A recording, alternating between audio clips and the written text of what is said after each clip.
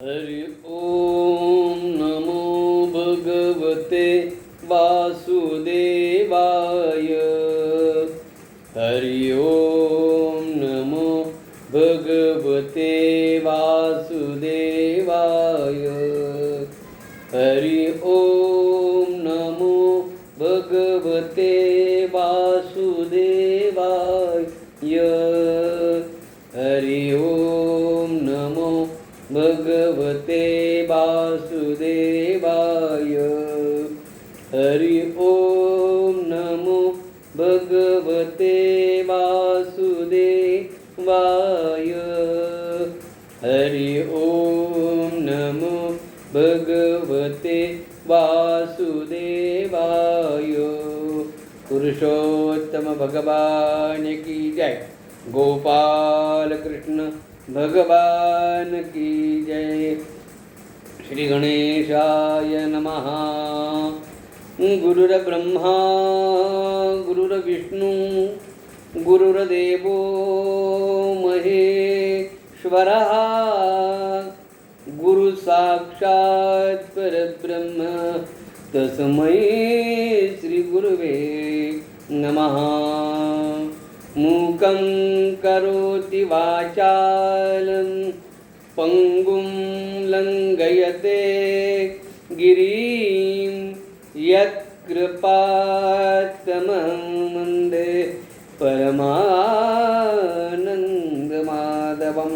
गोपाल कृष्ण भगवान की जय। श्री गणेशाय नमः। श्री सरस्वत्यै नमः। श्री गुरुभ्यो नमः। जय जय माता आदिजननी त्रिपुर सुंदरी त्रैलोक्य पावनी सर्व दुःख दारिद्र्यशयनी विघ्नहरणी महामाये। तुझ्या कपाटाक्षय जानो पांगुळ पवनाहुनी करी गमन। मुका होसी वाचाळ होय जान कृपे करून तुझे या। एका श्रोते एकाग्रचित्त मला महिमाति अद्भुत। लक्ष्मी ते नारायण सांगत तोषित संकलितार्थ विनवेदू। गणेशाला वंदन करून आपण आजचा ग्रंथ सुरुवात करत आहोत। आदि भवानी जगन्माता आपण परवा रेणुका मातेचं अध्याय पाहिलेला आहे। या मलमासामधलं तिचं सुद्धा आपण गुणगान ऐकलेलं आहे। आत्ता मी मग म्हणलं भगवंताची जर कृपा असेल ना, पंगुं लंघयते गिरिं, पण केव्हा यत् कृपातमहं वंदे मूकं करोति वाचालं। जो मुका आहे ना त्याला सुद्धा बोलायला लावायचे सामर्थ्य भगवंताजवळ आहे। जो पांगळा आहे त्याला सुद्धा डोंगर चालवायची ताकद भगवंताकडे आहे, पण ती आपण शोधली पाहिजे, भगवंताला शरण गेलं पाहिजे। असा हा लक्ष्मीचा आणि भगवंताचा संवाद आपण आज ऐकणार आहोत। लक्ष्मी ते नारायण सांगत लक्ष्मीला स्वतः भगवंत सांगतात, हे लक्ष्मी तू ऐक। लक्ष्मी वदे हो देवादिदेवा कृपा सागरा करुणार्णवा समान फल व्रत प्रभावा केसिनी देवा लाविजे। हे भगवंता, आजपर्यंत तुम्ही आत्ता आम्हाला सांगितलं की महिन्यामध्ये हे करा ते करा अमक करा, द्वादशी तिथीला व्रत करा, पूर्ण महिमा भगवंताचा करा, पण सगळ्याला फळ सारखंच मिळतं का वेगळं वेगळं मिळतं ते आम्हाला तुम्ही सांगा। विडत कीजे जी पुरुषोत्तमा तेने आचरता कर्मा कर्मा प्राणी पावती मोक्षधामा हो या धमा उपरती। ऐसा शब्द रमेचा ऐकून बोलता झाला नारायण, तोच श्लोकाधार पूर्ण श्रोते श्रवण करा हो। हाच प्रश्न लक्ष्मीचा भगवंताला विचारल्यानंतर भगवंत काय म्हणतात तिला, एक सुंदरिये पाही समान फळ सर्वही, परी उत्तमोत्तम पाही प्रकार वेगळा हा। फळ तर सर्वांना मिळणारच आहे, कर्म केले की तर तुम्हाला फळ मिळणारच। जसं बँकेमध्ये आपले पैसे असले म्हणजे आपल्याला ते मिळणार आहेत ना। आज नाही उद्या, उद्या नाही परवा, पण बँकेतले पैसे जात नाहीत ना। आपल्या बँकेचं उदाहरण सांगितलं म्हणजे लोकांना पैशाचं उदाहरण सांगितलं म्हणजे लवकर कळतं. एरवी दुसरे उदाहरण सांगितले म्हणजे कळणार नाही ना, त्यामुळं सांगितलंय. हा नरदेह, अहो प्रातःकाळी चातुर्मास्य करतात ना, हे भगवंताचा पांडुरंगाचा, उठा उठाव सकळीक, हे काय ना, गेला गेला हा नरदेह मग कैसा भगवंत. आणि नरदेह गेल्यानंतर भगवंताची उपासना करून काय उपयोग आहे? मी मागे सांगितलं की ज्यावेळेस भगवंताचं रामस्मरण करायचे त्यावेळेस जर केलं नाही तर नंतर मुखातनं आपल्याला होऊ येतच नाही आहे.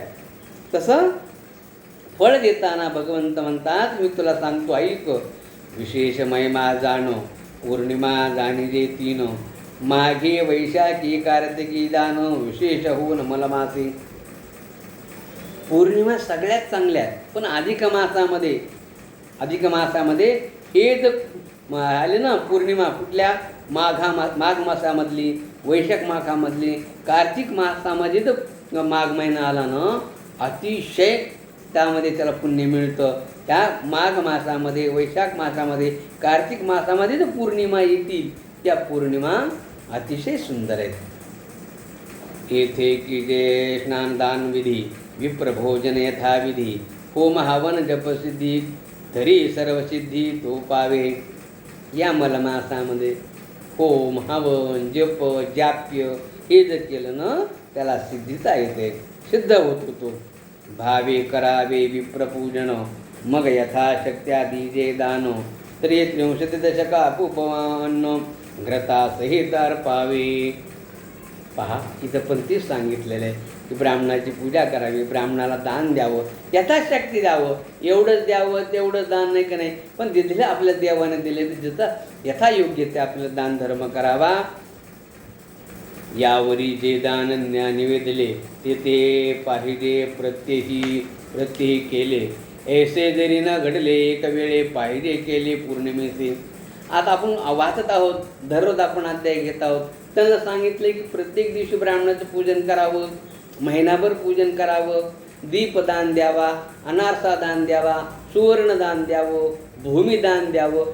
दररोज जरी नाही घडलं ना तरी एक दिवस तरी हे द्यावं, असं त्या पौर्णिमेला द्यावं असं सांगितलेलं आहे लक्ष्मीला भगवंतानं. मग संपूर्ण मास संपादित व्रत उद्यापन केले यथास्थित, पै संपूर्ण फल होय प्राप्त जान सत्य वराने. संपूर्ण फल समानता प्राप्त होय कैसे आता, तरी यदर्थी एके तत्वता इतिहास शुभानने. तुम्ही म्हणताल महिनाभर जर फल उपासना केली तर फळ ये, एका दिवसाचं फळ कसं मिळणार आहे आम्हाला?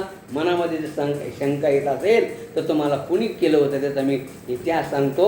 हिशोबाने तू ऐक. पूर्वी कृतयुगाच्या ठाई अपूर्व झाले एक नवाई, तेज श्रवण करू ये समयी तुझ पायी वरानने. हे लक्ष्मी ऐक, शांत चित्तेने ऐक. पूर्वी कृतयुगाच्या ठाई एक अपूर्व अशी गोष्ट घडली आणि ते तुला मी सांगतो. सुशर्मा नावे नृपवर असे भूपती राज्यधर, धर्मपरांगत अतीत सत्पर, दानशूर प्रतापी. हिशोबाने पूर्वी सुशर्मा नावाचा एक नृप म्हणजे राजा होता भूतलावर, आणि त्याची ख्याती जगभर त्याची ख्याती होती आणि धर्मपारंगत होता, अतिशय दानशूर होता. हिशोबाने तू ऐक. सर्वधर्मी पारंगत पाही, हरिभजन जे देही, कथा पुराणे कालकर्मी सर्वही, नीतन्याने पालवी राजधर्म. कुठं कथा जात असेल, कथा चालली असेल तर तिथं जात होता. कुठं रामायण चाललं आहे, कुठं महाभारत चाललं आहे, कुठं काही चाललं आहे, गीताचं पारायण चाललं आहे, त्या ठिकाणी तो जात होता आणि धर्मपरायणाचा तो राजा होता. सत्पात्री विन्मुख नवे कदा, कधीही न प्रवर्ते वाद विवादा, हरिस्मरणे रत सदा, विप्रसेवा आदरेशी. एखादा सज्जन आला आहे, त्यांना बोलवले, महाराज असं करा, त्याच्याकडे जायचं होता. कुणी म्हणलं माझा असा आहे महाराज, मला मंदिर बांधायचे, तर प्रत्येकाला तत्पर अतिथी आला त्याला पण देत होता. असा तत्पर आणि ब्राह्मणांची खूप सेवा करत होता. तथा तव माता पातला मलमास उभयता आचरी व्रतास विप्रभोजने अति हव्यास दिवसेंदिवेश वृत्तिंगतो. तथा आता काय झालं? विप्रभोजनी अति व्यास दिवसेंदिवेश वृत्तिंगत. दान धर्म नित्य करती उने न पवे कवणे रीती प्रातस्नाने उभयता सारिती आणि मौने सारती नक्ता ते. दिवसभर ब्राह्मणाला भोजन वगैरे द्यायचं, संपूर्ण दिवस जे आदित्य त्याला संपूर्ण द्यायचं. कुठं ऊन पुढं देत नव्हता. प्रातःकाळी स्नान वगैरे करायचं, मौन वगैरे करायचं, नक्त वगैरे धरायचं. असे व्रत शास्त्राधारे आचरती उभयता वधूवरे तव अंगिरा ऋषी तपिथोरे राजदर्शना पातला. पती पत्नी दोघंही हे व्रत करीत असताना महिनाभर मौन व्रत करीत होते. उभयता दोघं, नवरा बायको, वधूवरे म्हणजे नवरा बायको. तव अंगिरा ऋषी तपी थोर. पहा ऋषीमुनी किती आपले थोर आहेत. कारण त्यावेळेस वन होतं म्हणून वनांतरी बसता येत होतं. आता आपण हे माणूस असा देह आहे की काही ठेवतच नाही चांगलं, कुठेही वाटोळं केल्याशिवाय राहत नाही आहे. आता हे मला या कीर्तनाची सवय, काही प्रवासाची सवय नाही आहे ग्रंथाची, पण तुम्हाला सांगत हो की याच्यामध्ये हे व्रत वैकल्य काय कायचं खूप पुष्कळ जणांची आम्हाला म्हणजे महाराज आता काय करावं, कोरोनामुळे आम्हाला कुठं जाता येत नाही, काही नाही, तुमचं कीर्तनसुद्धा आम्हाला ऐकता येत नाही. तर असंही काही महात्मा आहे ना, आम्हाला तुम्ही सांगा म्हणजे आपल्याला कळेल, लोकांना पण कळेल. तू व्रतवैकल्य का करायची, ह्या राजांच्या कथा का सांगितलेल्या, ह्या दासींच्या कथा का सांगितल्यात, याच्यातनं आपल्याला काहीतरी बोध घ्यायचा आहे. काय करायचं आहे, भले आपण संसार करा, कुठल्याही संतांनी सांगितलं नाही की संसार सगळं सोडून द्या आणि मला शरण या, असं कुणीही म्हटलेलं नाही. सगळ्या संतांनी संसार केला आहे. पण त्यात एवढं तुम्ही उद्विग्न होऊन न जायचं की भगवंताची तुम्हाला विसर पडेल, असं काही करू नका. तसं हा राजा दोघंही नवरा बायको तत्पर होते. त्यात काय अचानक अंगिरा ऋषी त्या ठिकाणी असे थोर ऋषी राजाकडे ते आलेले आहेत. दृष्टीरेखता तपोरासी उल्हास परमंद्रपासी देवन्या निदासनासी भूतळा वाटासी पैसे राव. मी परवाला पण सांगितलं, कुणी मोठी व्यक्ती आलेली आहे, आपल्यापेक्षा वडील आहे, ब्राह्मण आहेत, गुरुदेव आहेत, आचार्य आहेत, आपले गुरु आहेत, साधू आहेत, संत आहेत. आपल्या समोर आले तर पटकन आपण उठायचं, उभं राहायचं, बसा महाराज असं म्हणायचं. नाही तर आपलं बसा महाराज त्याचा खाली उद्धटपणे वागू नये, पटकन उठायचं, त्यांचं आतिथ्य पण करायचं. म्हणून आपली संस्कृती हीच आहे. आपल्याला आपली संस्कृती काय ती कळत नाही आहे. आणि जी शिपायलेत ना हल्ली ती आपली दुष्कृत वृत्ती आहे. ती सद्वृत्ती काय आहे आणि दुष्वृत्ती काय आहे आपण ओळखलं पाहिजे. अतिथी देवो भव, मोठा माणूस सज्जन माणूस आला की त्याचे पाय पडावे. कारण काय हे पाय पडणं जे म्हणाले ना तुम्हाला, हे पाय पडल्याने काय होतं माहिती का, ते जे पुण्य असतं ना त्याला ज्याच्या तुम्ही पाया पडतात त्याला आशीर्वाद द्यावा लागतो आणि त्याचं पुण्य कमी होतं. पाया पडून घेणं म्हणजे मग एवढं नाही, पाया पडणं एवढं म्हणजे काही सोपं नाही आहे. आपल्याला काही इतिहास माहीत नाही, भूगोल तर आपल्याला येतच नाही आहे. त्या राजानं हे मुनी आले, अंगिरास ऋषी आल्याबरोबर एक साष्टांग नमस्कार घेतला, त्यांना सिंहासन बसायला दिलं. हीच कथा ऐकायची आपल्याला, हमेशा अशांच्याच कथा ऐकायच्या. इतिहास यांचाच घडला जातो म्हणून ही कथा काय ऐकायची. तर बघा किती राजा असून सुद्धा किती आपल्या ऋषीबद्दल किती आपुलकी आहे, किती श्रद्धा आहे. आणि राजाने ऋषीला साष्टांग नमस्कार केला, आसन बसायला दिलं आणि आपण त्यांच्या पायाजवळ बसला, जमिनीवर बसला. कुठं भूतलवटासी बैसे राव, राजा आहे तो. आपण राजा नसताना एवढा आपला अहंकार आहे, त्याला काय विचारतो भला मारा तिकडं, नाही बाबा. मग आणून प्रजा प्रकार उभयता पूजिते झाले मुनेश्वर परम हरटे निर्भर नृपवर करी सोपस्कार पूजेचा. बघा राजाने त्या मुनींचा सोडोपचार पूजा केली, आदर केला, आतिथ्य केला, सर्व प्रकारचे दोघांनी पण केली मुनीश्वराची पूजा.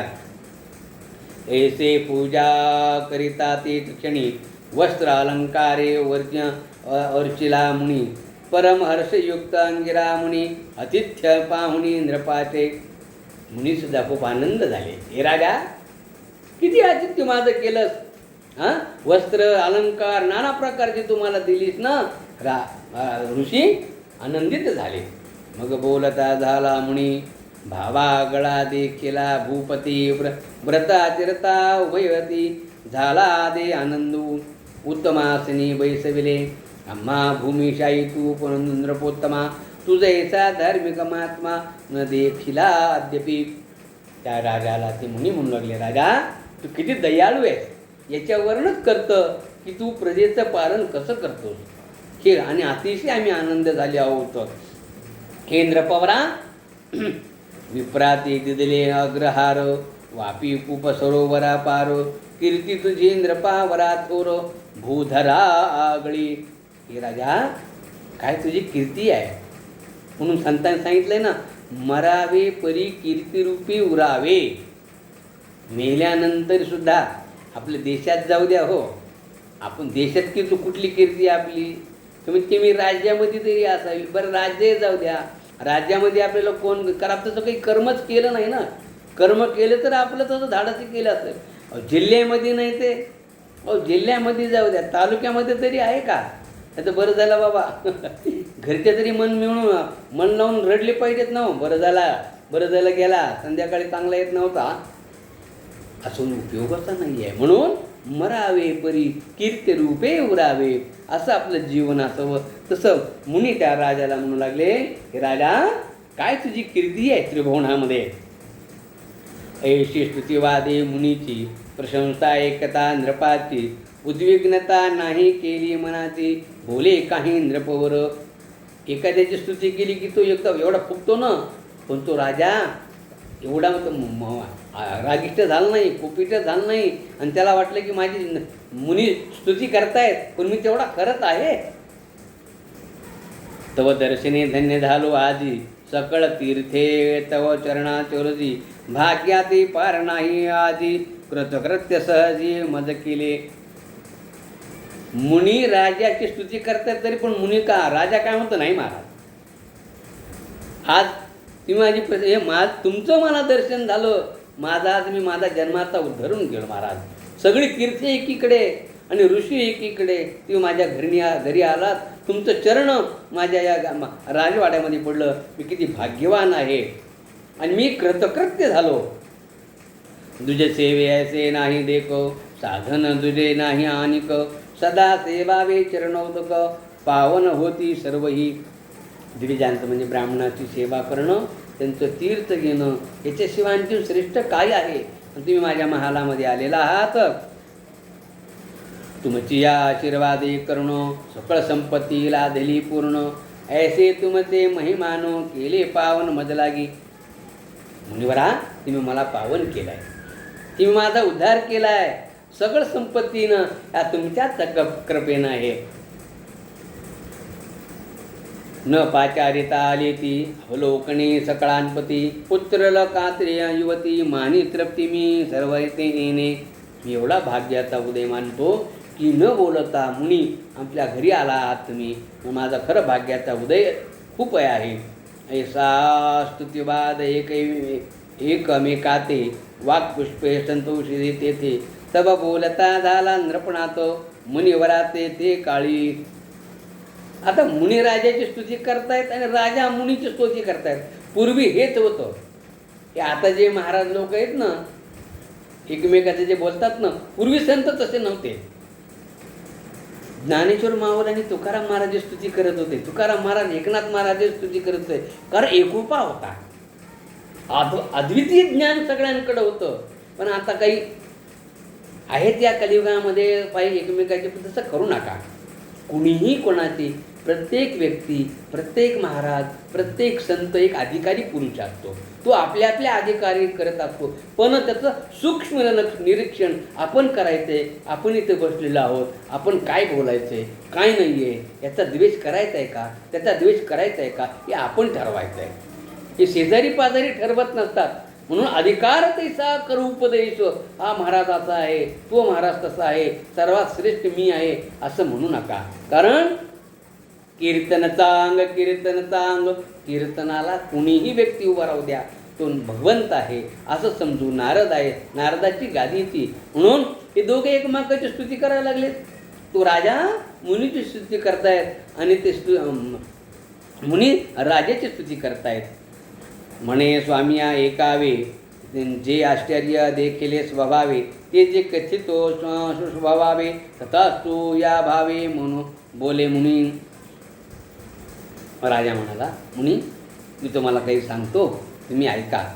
आम्ही वेताचरू प्रव्रतास मलमात्म्य हे निर्दोष, अपूर्व एक देखील असे हेच परिसे मुनिवर्या.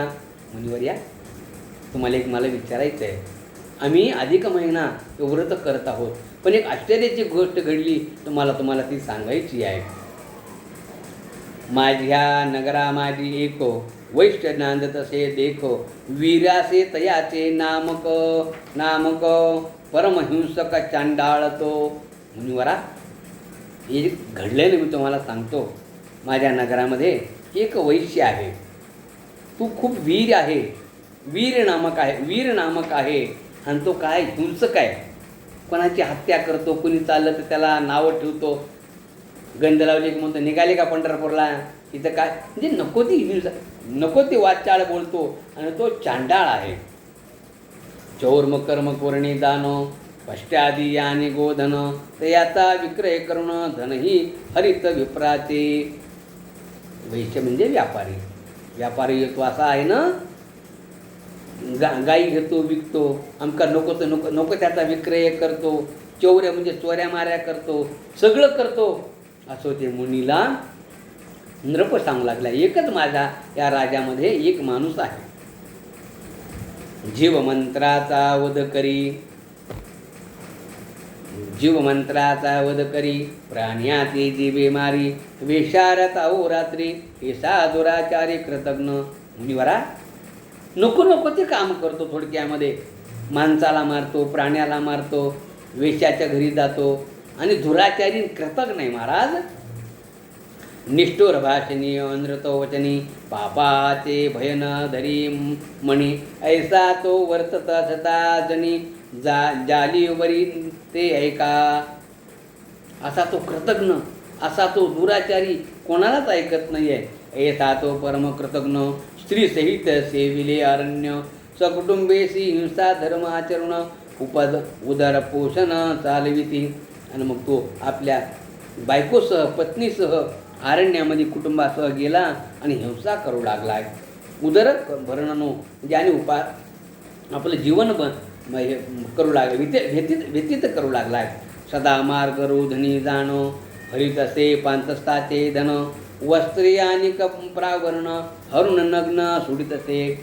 पूर्वी इथे राहत होता ना, आता तो आपल्या कुटुंबाला घेऊन वनामध्ये अरण्यामध्ये जातो. आणि जे पांतस्त जे रस्ता होता ना, पूर्वी असे रस्ते वगैरे काही नव्हता, छोटे रस्ते असायचे, म्हणजे झाडीमध्ये बसतो आणि पांतस्त चालले ना त्यांना हणतो, मारतो, त्यांच्याकडले जो पैसा अडका ते सगळा घेतो, त्यांना नग्न वगैरे करतो आणि त्यांचे संपूर्ण पांतस्ताला तो त्यांचा त्रास देतो. ऐसे याचता एक अवसरी, तृषाक्रांत वीर अंतरी, उदक धुंडिता हिंसा करी, तव देखिले नेत्री अपूर्व. तो वीर आहे ना, तो वैश्य, त्याला मी एकदा पाहिलं आणि त्याला तृषा म्हणजे तहान लागली होती आणि पाण्याकरता तो फिरत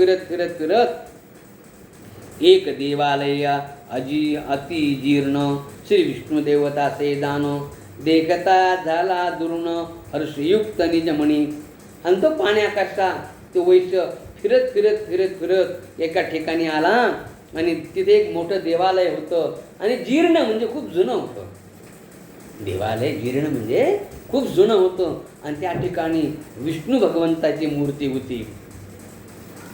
आणि देखता झाला ते त्यानं पाहिलं, शोभवते वृक्ष घनदाट, केळी नारळी याचाट, आंबर लिंबोनी आणि कवट, देखता थाट वन भुले, भगवंताचंच मंदिर होतं, जुनं होतं. आणि त्याच्या साईडला त्याच्या सारी आंब्याची झाडं होती, काही नारळाची झाडं होती, काही लिंबुणीची झाडं होती, घनदाट अशी झाडी होती. नाना पुष्पांच्या जाती तेथे बिल्वादी वृक्ष शोभती, जाई जोई आणि मालती, केतकी डोलती फुलवारे. आता ही नावं घेतलीत ना आपण, आता ही कुंडीमध्ये लावतो आणि ती 8 दिवसानंतर परत टाकून देतो. कारण त्याला निसर्ग तो निसर्ग असतो. आपण निसर्गाच्या वाटेला जायचं नाही आहे. सगळं आपलं काम नाकातनंच बोलणं. टेनली स्टील कुंदा अरे मुकुंदा नाव तर आपण परवा याला सांगितलं. पण ही वृक्ष पहा, ऐका तरी. ही वृक्ष आहेत ना, जातक आहे त्याच्यामध्ये, केतकीची फुले आहेत, जाई आहे, जुई आहे, बेलाची पान आहेत. अहो भगवंताला एक जरी उमाशंकराला एक पान वाहिलं ना, दर्शनम बिल्वपत्रस्य स्पर्शनम पापनाशनम अघोर पाप संभारम एक बिल्वम शिवार्पणम. त्या बेलाच्या पानाला स्पर्श जरी केलं तरी पुण्यवान आहेत आपण. किती त्याच्या मंत्रामध्ये सामर्थ्य आहे, पण आपण तिकडे जातच नाहीत. असं त्या वैश्यानी, त्या वीर नावाच्या त्या वैश्यानी पाहिलं. एक त्याला मंदिर जीर्ण दिसलं आणि संपूर्ण त्याच्या भोवती ही वनराई दिसली, नाना प्रकारचे झाडे पुष्पांचे दिसले.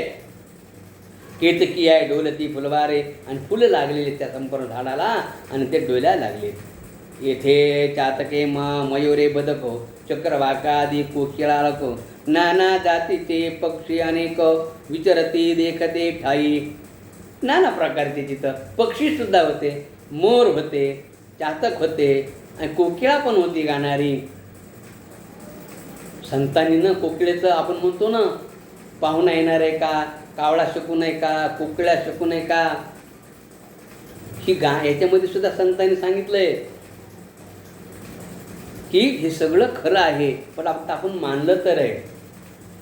पैल तुरे काऊ पोकता हे, शकून घे माये सांगता हे. हे पण भगवंताने सांगितलेलं आहे. आणि कोण येणार आहे? पंढरीचा राणा येणार आहे.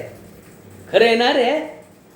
तुला उड उड रे काऊ तुझे सोन्यानी, हे काय आहे? तुला मी सोन्यांचे पावलं तुला देईल, मडवईल तुला, पण माझा राणा येणार आहे ना, हे आपण ऐकलं पाहिजे. हो, पण हे न ऐकता आपण या कलियुगामध्ये मी माझेपण, मी माझं कुटुंब, सकाळी जायचं संध्याकाळी यायचं, याच्या व्यतिरिक्त आपल्याला काही सुधरतच नाही. जसं घोड्याच्या डोळ्यासमोर ते झापड लावलं असतं का नाही, त्याला बाकीच्या सेटचं काही दिसतच नाही, फक्त समोरच दिसतं. तसं आपल्या जीवनामध्ये आपण केलं आहे. एखादी कंपनीमध्ये काम करायचं, सकाळी यायचं संध्याकाळी जायचं, संध्याकाळी यायचं सकाळी जायचं, एवढंच आपल्याला मिळते. पण आपण या जन्माच्या 84 लक्ष योनीमधून भोगून आपल्या उद्धार करायचा असेल तर असं केलं पाहिजे. भगवंताचं नामस्मरण हे केलं पाहिजे. असं त्या वनामध्ये कोकिळा गाऊ लागल्या. नाना प्रकारचे पानं आहेत, बदक प्राणी पण आहेत, कोकिळा आहे, बदक आहे. ऐसे अपूर्वरम्य सा स्थान, सरोवरी उदक अमृत समान, वीरेश्वरे नैनी देखून गेला धावून सरोवरीला. सरोवर आहे तिथं. सरोवर पाहिलं आणि त्या वीरेश्वराला तहान लागली होती, त्याला आनंद झाला आणि त्या सरोवराच्या ठिकाणी तो गेला.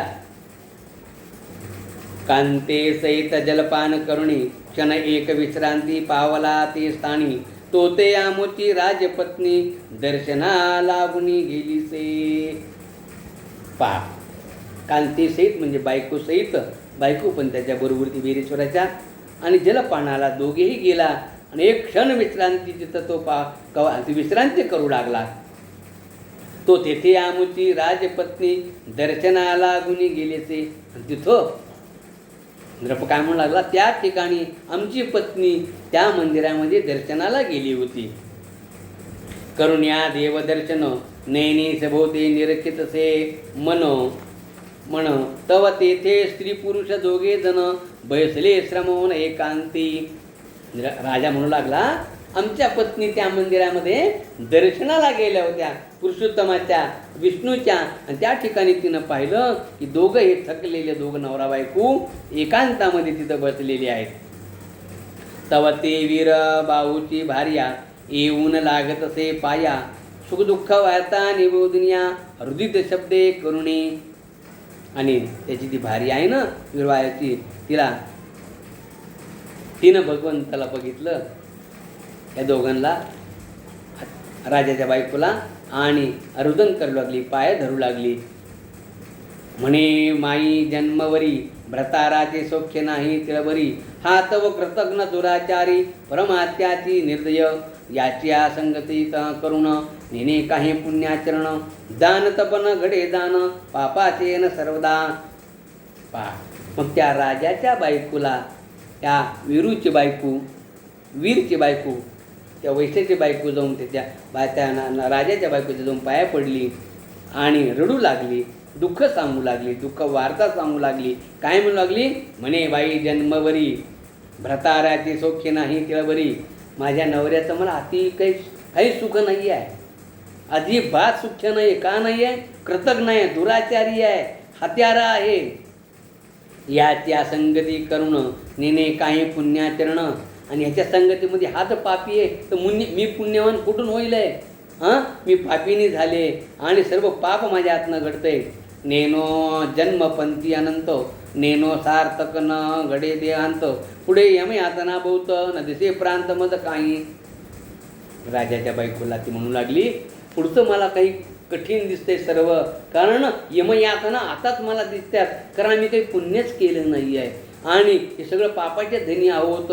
आणि या नवऱ्याबरोबर माझी समजा फसगत झालेली आहे आणि मी सुद्धा पापीनी त्याच्याबरोबर होत, कारण तो दुराचारी आहे, तो चंडाळ आहे. ऐशी नाना परी करुणा भाकिती झाले वीर अंगना, कृपेने द्रवली ते शुभांगना राजांगना ते विळी. आणि ते वैश्याची बायको, त्या वीरीची बायको, राजाच्या बायकोला असं सांगितल्यानंतर ती राजाची बायकोच होती. तिला कळवळा आला. ती काय म्हणाली ऐका. मग उठून या लवलाही नृपाचरणी ठेविली डोई, म्हणे महाराजा विनंती परिसावी युवैताची दुःखी. आणि मी सुद्धा तिथं होतो आणि राजाला सांगितलं की दुःखी आहे, हे अतिशय दुःखी आहेत, तरी यात एक मनो पाहू, स्वामी कृपा करुणी न निवेदाहो, अति उत्तम नरदेहो पाहो, केवी गती पुढारी आहे. राजा हे दुःखी आहेत, दरिद्री आहेत, आता यांना पुढची गती कोणती आहे तुम्ही मला ती सांगा. पूर्वकर्माद्भव हे दोघे, हिंसा धर्माचरती अंगे, पुण्य संस्कारा अंगी न लागे, हरी करती वेगे कैसिनी. हे पूर्वकर्मानुसार आताच्या पूर्वकर्माचे दुःख भोगतायत, पण आता यांना पुढची गती काय आहे, काय आहे तुम्ही सांगा. याते पाहुणी हृदयी दया उपजली माझी जीवी, तरी कृपा करुणी उपदेशानी पावे वाम पदवी सयुज्ता.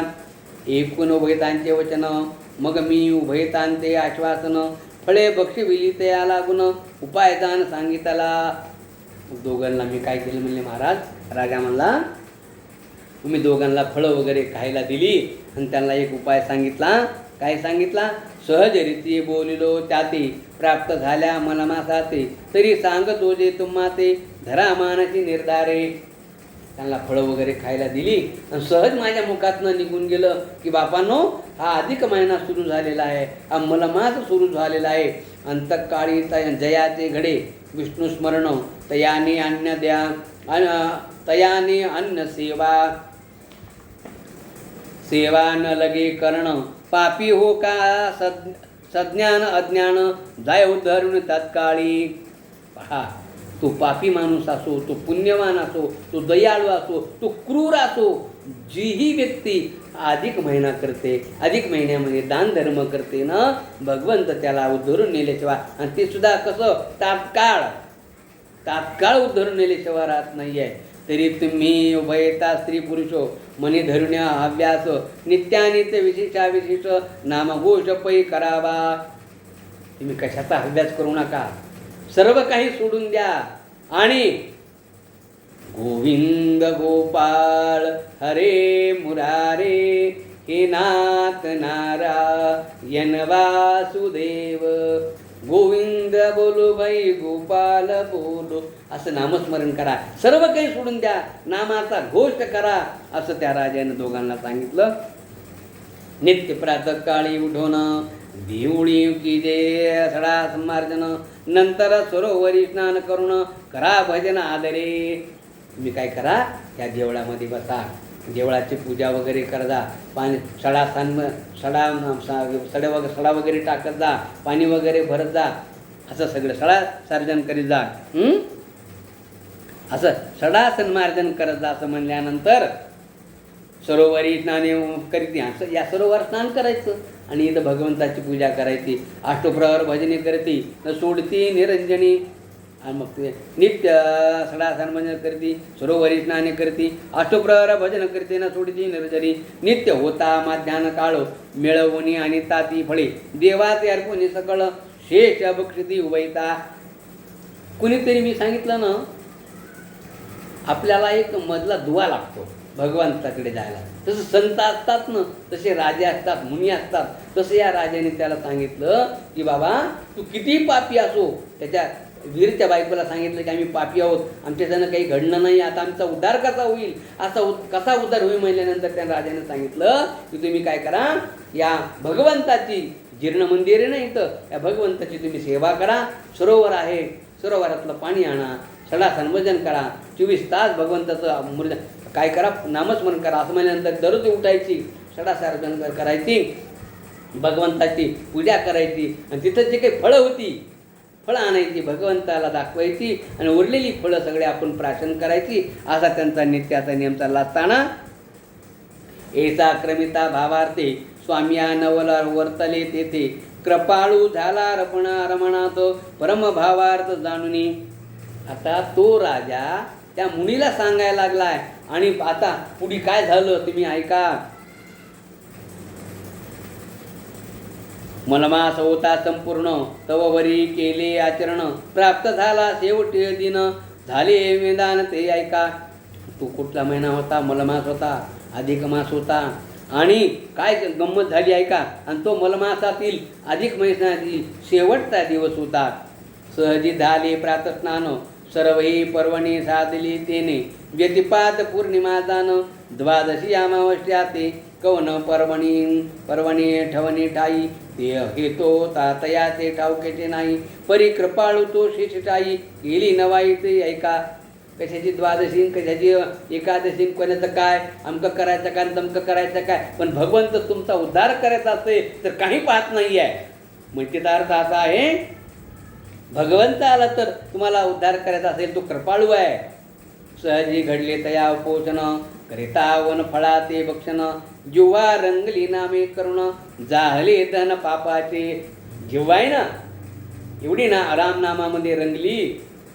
नमो भगवते वासुदेवाय, नमो भगवते वासुदेवाय. श्रीमन्नारायण नारायण हरी हरी, श्रीमन्नारायण नारायण हरी हरी. तेरी लीला सबसे न्यारी न्यारी हरी हरी. भगवंताची लीला ही खरी वेगळी आहे. आणि असंच 24 तास त्या वीरच्या मनामध्ये नामस्मरण येत होतं. सगळा तो विसरला होता. 24 तास भगवंताचं नाम असल्यामुळं सर्व पापाचं क्षालन झालं. सप्त जन्माचे गेले पाप, तव विमान उतरले आपोआप. कर्ण उभयता दिव्य रूप निजरूपी ठेवले. सगळ्याचं सप्त जन्माचं पाप निघून गेलं. तात्काळ विमान आलं आणि आपोआप त्याचा देह दिव्य झाला आणि निजरूपाला तो ठेवला. एवढे नाम विमान आगळे महापापीये उद्धरले. स्वनय्या आम्ही देखले म्हणून कथले स्वामिया. ही मुनिवरा ही तुम्हाला सांगितलं ना, ही सगळी कथा तर माझ्या मी डोळ्यांनी पाहिली. त्याचा उद्धार कसा झाला. विमान आलं आणि त्याला त्या वेरूला, तो पापायला, तो चंडाळाला आणि विमान घेऊन गेलं. मुनिवरा हीच कथा मला तुम्हाला सांगायची होती. एवढे नावा पहा किती नामाचा महिमा आहे भगवंता. त्यानं नुसतं नामस्मरण केलं, स्नान नाही, दान नाही, काही नाही, नमो भगवते वासुदेवाय, नमो भगवते वासुदेवाय. जशी जशी त्याला उपासना करता आली तशी केली आणि त्याचा उद्धार झाला. आणि मी माझ्या नयनाने म्हणजे डोळ्यांनी बघितलेलं आहे. मुनिवरा ऐसे इतिहासा लागून अंग ऋषी ते कथी इंद्रपनंदन ऋषी वदे पाहिजे भावपूर्ण तिने नारायण कृपा करी.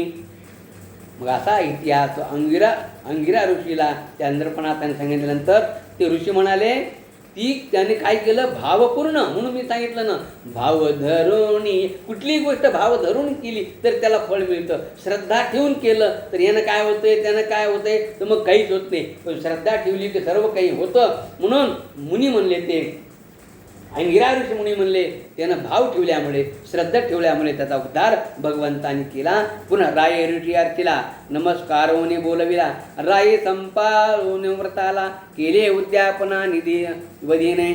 मग हा वृत्तांत सांगितल्यानंतर राजाने हे जे कविधी होता अधिक महिन्याचा आलेला होता ते ऋषीची परत नमस्कार केला आणि व्रत उद्यापन वगैरे केलं. आणि मग तो पत्नीसहित भूप विष्णुलोकी राहिला सुखरूप इतिहासा अनुरूप स्वये निवेदी नारायण. आणि इकडं सुद्धा त्या ऋषीला त्या नृपाने नमस्कार केला आणि उद्यापन वगैरे केलं आणि पत्नीसहित विष्णुलोकी तो राजासुद्धा या ठिकाणी गेलेला आहे. भगवत भक्ती करिता विष्णू लोका पावली उभयता या लागी मुहूर्तात्वाधमुहूर्ता हृदयी अनंता आठवी दे. म्हणून ठाईच बैसोनी करा एक चित्त मी म्हणालो होतो ना. म्हणून हे तसं झालं. भगवत भक्ती करिता भगवंताची भक्ती केल्यामुळं विष्णू लोकापदी उभयता दोघेही भगवंताच्या ठिकाणी लीन झाले भगवंताने. मग तो अधम आहे का धम आहे त्याच्या हृदयामध्ये काय होतं, त्यानं काय पुण्य केलं होतं का काय, भगवंताला आनंद झाला आणि दोघांनाही त्यानं नेलेला आहे. पाहतो वीर आणि पत्नी काय साधन केले त्यांनी सहजी सहज धर्माधनी केले उद्धरुणी भगवते. पहा तो वीर आणि त्याची पत्नी, तो राजा आणि ते दोघंही भगवंतानं नामस्मरणामुळं कसा उद्धार केला. थोडक्यामध्ये बरोबर काही येणार नाही. नामस्मरण म्हणून क्षणोक्षणी हाच करावा विचारावं. हाच विचार करा, क्षणोक्षणाला करा, भगवंता तुझं मला नामस्मरण करून येऊ दे, म्हणून हेच तुझं गुणगान मला गाता येऊ दे.